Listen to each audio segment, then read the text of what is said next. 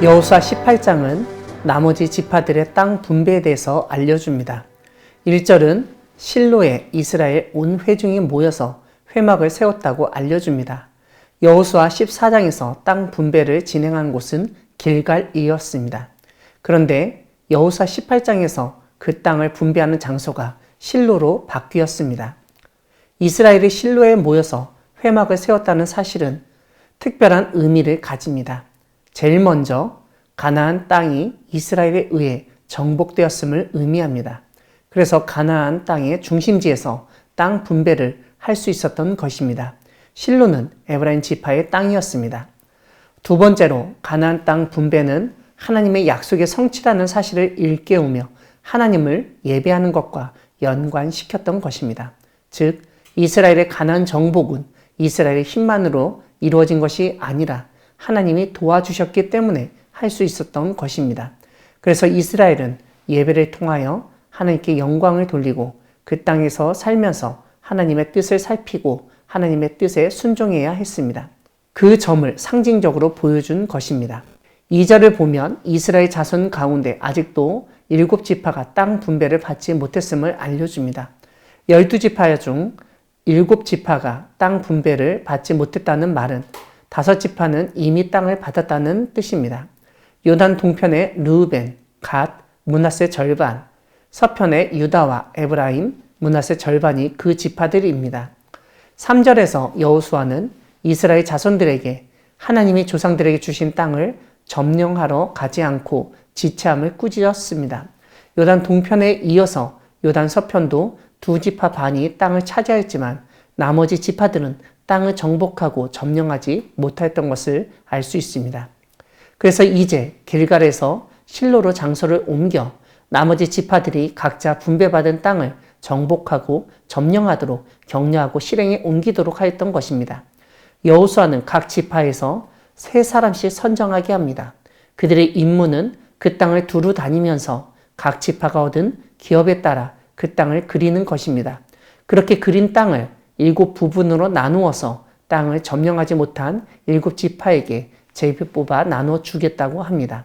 오늘 본문 중간 부분은 베냐민의 북쪽과 서쪽, 남쪽, 동쪽 경계가 어떻게 되는지 지리적인 면을 자세하게 설명합니다.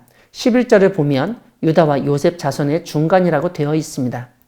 사랑하는 광야교회 성도 여러분, 하나님은 이스라엘 12지파 중 강력했던 2지파, 유다와 에브라임 사이에 베냐민이 자리 잡게 하신 분이십니다. 베냐민이 그 2지파 사이에 땅을 제비 뽑고 그 땅을 차지한 것은 그들의 의지가 아니라 하나님의 섭리라고 할 수 있습니다. 왜냐하면 제비를 뽑는다는 것 자체가 하나님의 뜻으로 받아들이고 순종하겠다는 의미이며 그런 점에서 베냐민의 제비 뽑기 결과와 그 땅 경계는 하나님의 섭리를 보여준 것을 의미하기 때문입니다.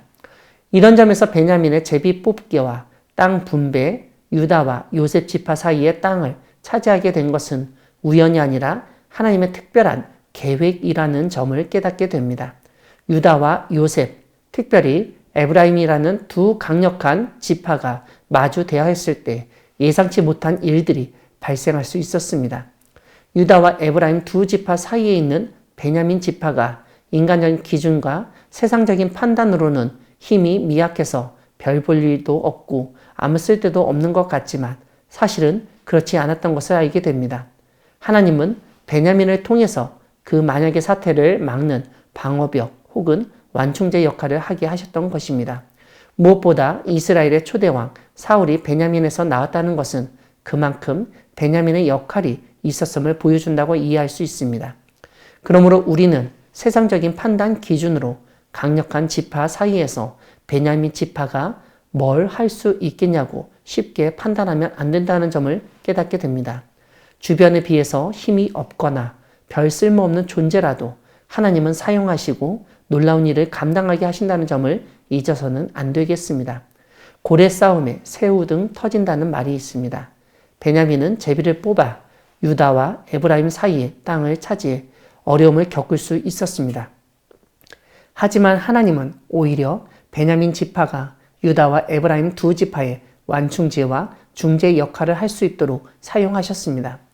그 하나님이 오늘 우리 역시 갈등과 분열, 다툼이 있는 세상 속에 보내시며 화해와 화평, 화목의 사명을 감당하게 하십니다.